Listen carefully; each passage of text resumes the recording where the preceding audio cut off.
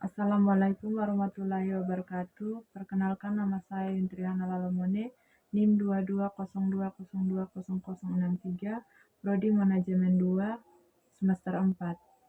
Di sini saya akan menjelaskan materi tentang pendahuluan instrumen.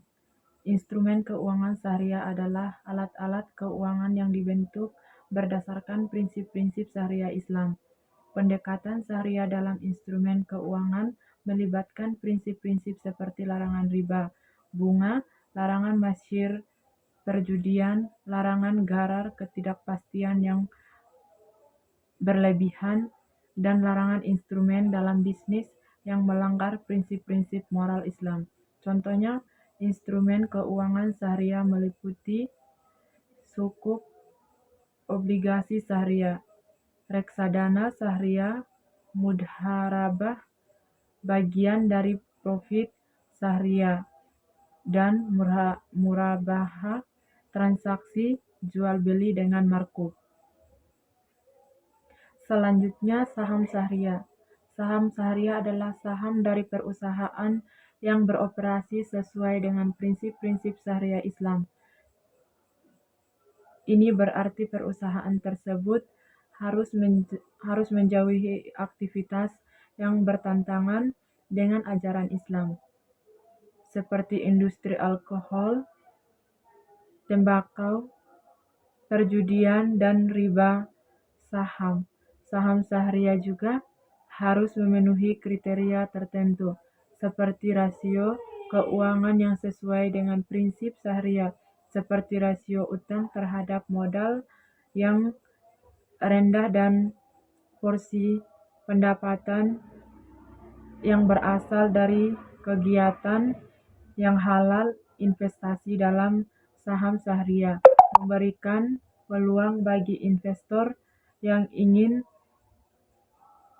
mengikuti prinsip-prinsip syariah dalam investasi mereka. Selanjutnya, reksadana syariah.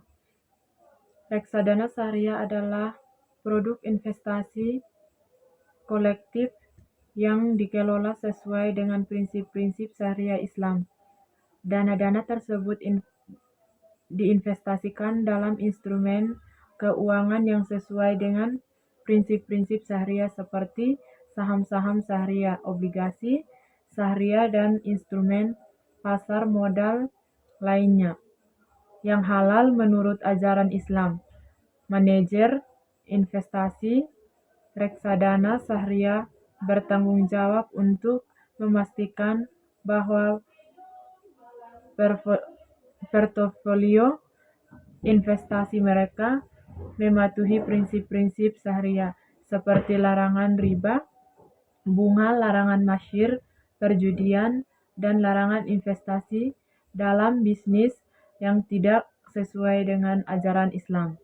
Investasi dalam reksadana syariah memberikan kesempatan bagi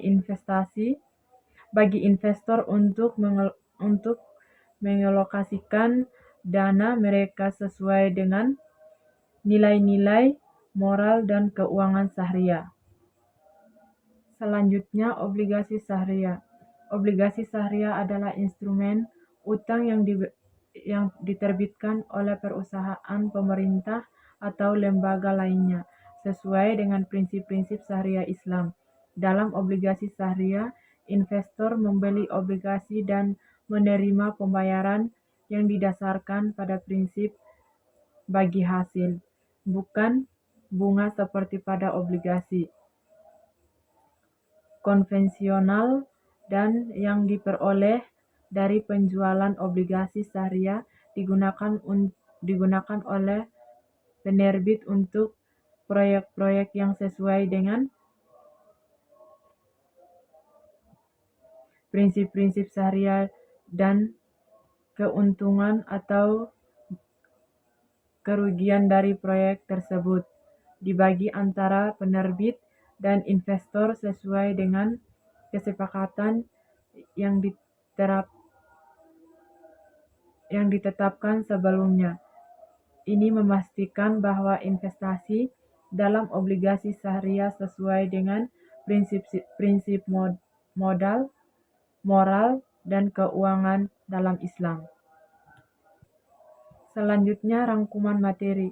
Instrumen keuangan syariah merupakan alat-alat keuangan yang dibentuk sesuai dengan prinsip-prinsip syariah Islam.